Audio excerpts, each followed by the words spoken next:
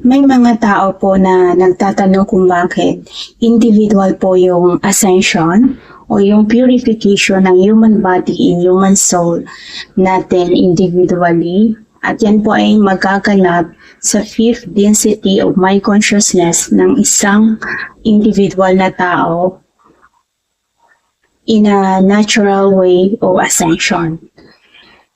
Bakit individual po? Dahil unang-una po, as individual human, meron po tayong individual experience. Yung mga past trauma natin, tayo lang po yung nakakaalam individually kung ano yung totoong nagaganap. Noong panahon na yun, nung nangyari yung isang event na yun na nagdulot ng trauma sa atin individually.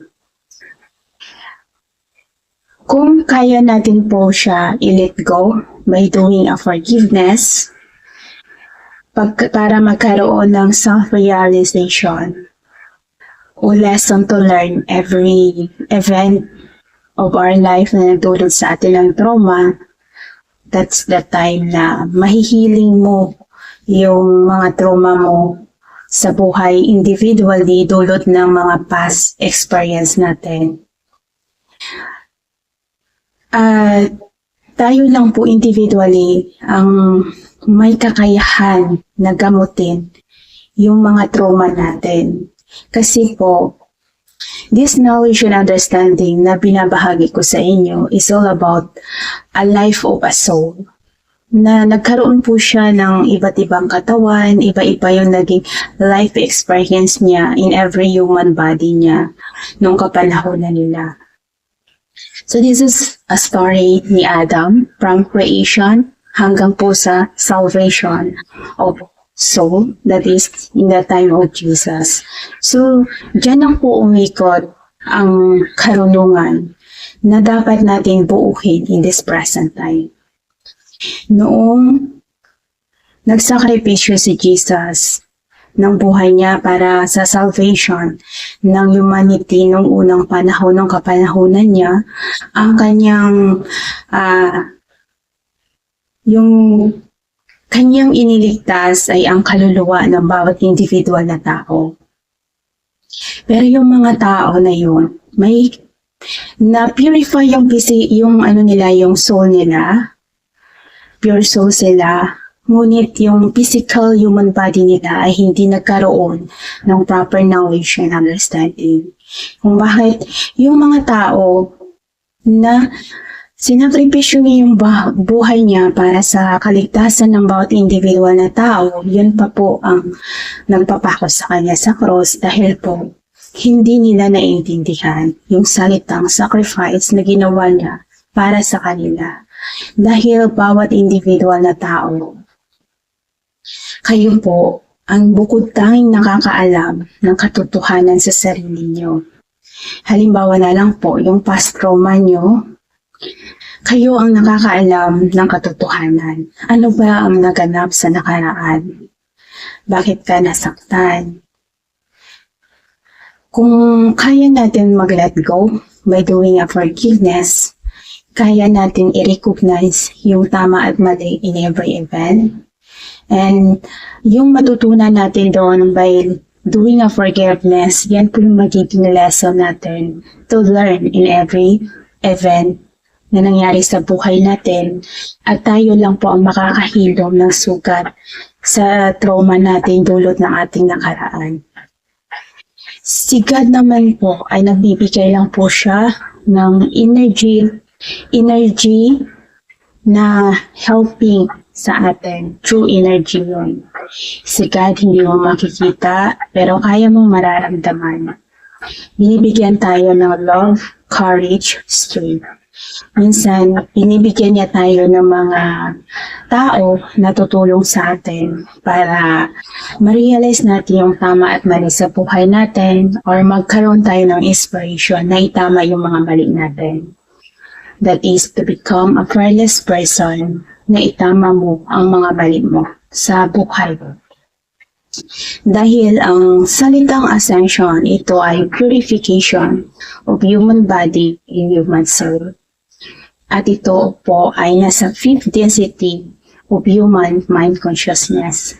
So, ang tinuturo ko sa inyo ay natural way on how to do ascension. Kung ano po yung proseso na ginamit ko to achieve it, yan po ang tinuturo ko din sa inyo individually, dahil each of us magiging honest tayo sa sarili natin. Sino ba ang makakagamot sa sugat sa puso natin? Sino ang nakakaalam? Di ba po tayo lang? At dahil tayo ang nakakaalam, kailangan natin magiging honest sa sarili natin to speak out. Kaya ibig sabihin po, kailangan mo yun i-confess kay God. Kailangan mo humingi ng kapatawaran, that is to ask for forgiveness from God, and to forgive yourself sa mga pagkakamali mo. Dahil dun mo maitatama yung mga mali mo kung kaya mong i-recognize yung mali mo at kaya mong tanggapin ang pagkakamali mo. So every lesson na natutunan mo doon, yun po yung stepping stone mo in the present time or to the future na magagamit mo na hindi ka nagagawa na kamalian. Dahil po, this is also the way na ma-break mo na yung cycle ng karmic cycle. Ang karmic cycle kasi na yan ay yung mga energy na naka-attach sa soul natin. Kumbaga, kahit sa mga uso kasi, ilang beses na po sila na-incarnate dito sa mundo. So dahil hindi nagkaroon ng proper purification ng soul, kung bakit meron po yung attachment ng mga karmic energy. So, this is the time na kailangan po natin i-set free yung sarili natin from the karmic cycle na ma-end po natin by doing a forgiveness. That is the proper way to let go our past trauma, yung mga event, to heal our wound. Dahil nga ang forgiveness ay napapaloob sa repentance. So by doing that, nahihiling mo yung mental and emotional feelings mo and na-purify mo yung human soul mo dahil through energy, kung ano yung iniisip mo, ano yung action mo, ano yung salita mo, yung work mo, yun ay nag-create ng energy na every time nagsasabi ka ng totoo, you illuminate the darkness sa soul mo and sa physical human body natututo ka rin sa tama at mali. Kailangan po ito matutunan ng bawat individual na tao dahil sa araw-araw kasi nabubuhay tayo in this physical human world. Kung kulang tayo sa karunungan on how to purify our human body and human soul, kung paano po natin itama yung mga mali natin, ay patuloy po tayong gagawa ng kamalian na hindi natin namamalayan. Kung bakit the ascension is individual dahil kailangan kayo turuan individually kung paano nyo i-recognize yung mga tama at mali na gawain sa mundong ito. Dahil nga, ang duality ay pinamana sa atin ni Adam at Eve, that is in the third density of mind consciousness of human, na mayroong mga limited beliefs na kailangan mo siya i-level up yung knowledge and understanding. Kung bakit ko tinuturo sa inyo yung paraan by doing a forgiveness, that is the proper way of letting go. Kung kaya mo lang tanggapin yung pagkakamali mo at i-recognize yung pagkakamali mo, ask for forgiveness from God and forgive yourself. That is on how to learn a lesson of our life in this physical human world. So, every time na nire-release mo kasi yung mga events sa buhay mo, dulot ng mga nakaraan mo, ay kumbaga, nabubura mo lahat ng nakaraan mo. Kasi since childhood, kailangan mo yun balikan, i-recognize mo yun, lahat. At kailangan mo i-forgive lahat ng tao. That is to para mo siyang, pag naubos mo na kasi lahat yung mga events sa childhood mo, yung mga trauma mo from childhood, kung na-forgive mo na yun lahat, ibig sabihin yung bridge going to the past ay mabuborn na po yun, mai-illuminate na po yung bridge na yun. Kaya, once na ma-illuminate mo na yun lahat, yung bridge na yun, wala ka ng way back. Hindi ka na pwedeng bumalik sa nakaraan. Kundi, your life will be stay in the present time. Kumbaga, dun na talaga mag-focus yung mind ng tao in the present na 100% na sa moment time ka, na wala na talagang babalik na mga memories from the past. Kung may babalik man yan, happiness na lang, pero wala po siyang pain. Kasi, as a human kasi, per second po, meron po tayong iniisip. Sabi ko nga, kung hindi kayo magiging aware sa thoughts nyo, malayo ang mararating. Kung bakit kailangan dito is yung awareness mo sa kung ano yung iniisip mo. So, magagawa mo lang po yan na magiging stable once na step by step po yan. Na kailangan mo talaga to let go from the childhood. Step by step mo lang yan hanggang sa maubos. It will take time, pero ikaw pa din ang mag-benefits noon. Yung kumbaga, this is your own salvation. Yung knowledge and understanding na natutunan mo every event, yung karunungan na dadalhin mo in the present time para kung ano mang pasubok yung darating sa iyo in this present time, kaya mong i-illuminate yung dark side mo and to maintain yourself in the purification of human body and human soul.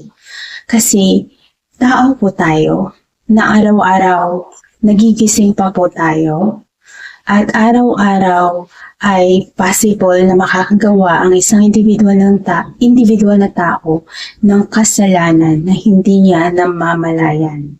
Kung bakit we need to do the ascension individually. Dahil po, this is for us to learn a lesson of life. Kasi kung magbibase lang po tayo sa physical human knowledge natin, this is all about sa kung ano yung makikita ng ating mga mata. Na hindi po nakikita natin si God, pero kaya nating nararamdaman si God sa puso natin. Kung bakit, sa soul level kasi, meron po tayong para siyang sayings po na kailangan po natin maniwala muna bago makita natin yung miracles sa buhay natin. So kung ginagawa po natin yung procedure at magtiwala tayo kay God, one day marireceive mo yung miracles na one day you will realize na ito na pala yun. Andun ka na mismo sa ascension. Dahil ginagawa mo ito in the present time.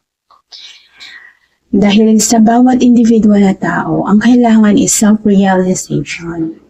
Kung patuloy ka kasi na denial sa sarili mo or you act like a victim, wala po dong healing. Hindi magaganap sa iyo yung healing.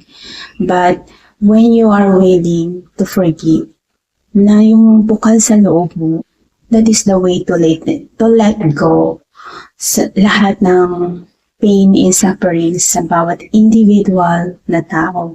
So yan lang po yung paraan. Dahil para kasi sa akin, nung andun pa ako sa soul level, naganap ako ng maraming paraan.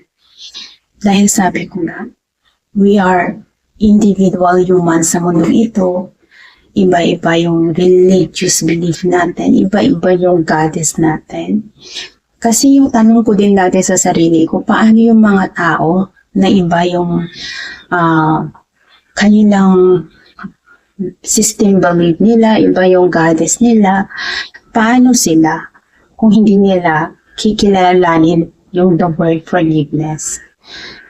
So, I find a way sa healing ng energy natin that is based lang yan sa energy din natin, sa soul natin. Meron po tayong energy cleansing, energy healing sa soul level. Pero the important pa rin na maglalast forever is yung self-realization sa sarili natin individually. Dahil by doing a forgiveness, yan lang po yung bumutanging salita na makakatulong sa bawat individual na tao na magkaroon kayo ng realization sa mga mali ninyo. Dahil ito din ang magbibigay sa inyo into the righteousness path. Ito yung paraan para ma-embody nyo yung the Christ consciousness. At ito yung paraan para makita nyo yung mga fear nyo in life. Maraming fear ang tao na kailangan nyo yan i-overcome para magiging fearless kayo individually.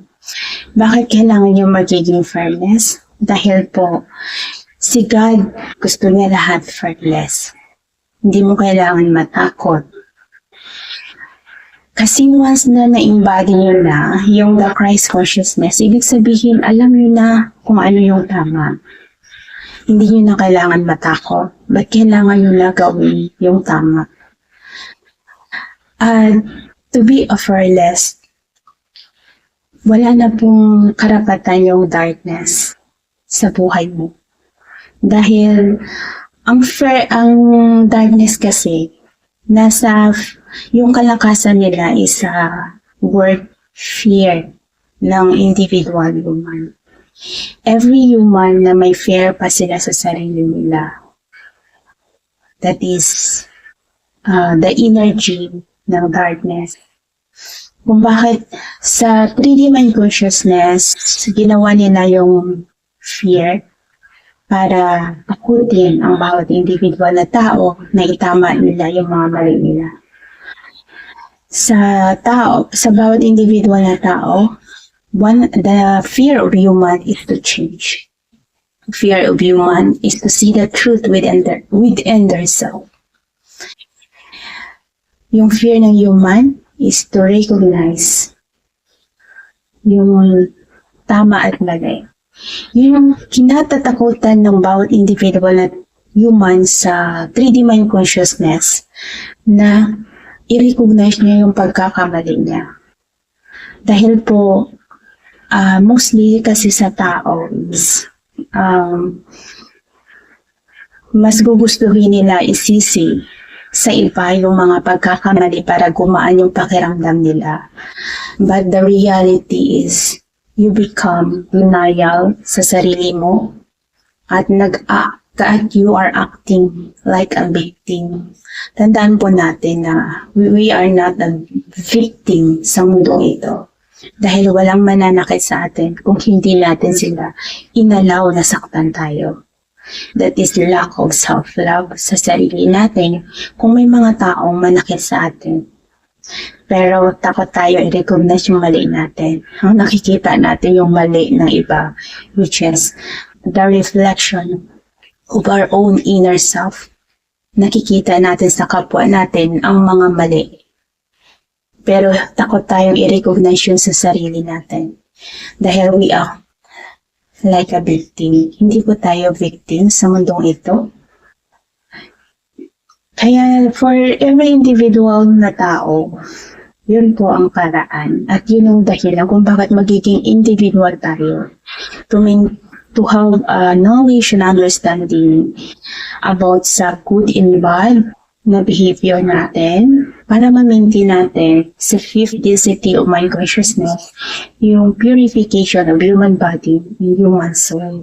Dahil meron po tayong step by step yan at every step naman, every event, every time kasi na purify mo yung halimbawa yung isang event, every time na nilet go mo yun, may lesson to learn ka about life. Yun yung mahalaga na matutunan ng bawat individual na tao, yung halaga ng knowledge and understanding on how to purify the human soul and to maintain the purification of human body, kung bakit individual kayong matututo. Andyan yung formula on how to do a proper letting go is to do a forgiveness. Wala pong ibang paraan kung bakit kailangan nyo yung tanggapin individually. And maiintindihan nyo lang naman yun kapag ginagawa nyo. Kung bakit individual yung salvation, individual yung ascension. Individual ang makakaakyat into a kingdom of heaven. Hindi po siya per group, but individual. Kaya, bawat isa sa inyo individually ay kailangan nyo tulungan sarili nyo. Kailangan nyo gawin yung tama para sa sarili nyo. Dahil si God, andyan lang siya to give us ay energetic health. Yun, energetic lang siya. Sa energy lang natin yun. Pero tayo na tao ang gagawa. Nasa Diyos ang awa, nasa tao ang gawa. Dahil we have a physical human body na kailangan po natin maintindihan in this physical human world yung mga tama at mali natin ginagawa as human. Para hindi na po tayo paulit-ulit nagagawa ng pagkakamali. But we need to understand the value of love individually, lalo-lalo na sa sarili natin kapag ginagawa natin mismo sa sarili natin ang pagbabago. So yan po ang dahilan kung bakit individual ang makakaakyat sa langit, hindi siya per group.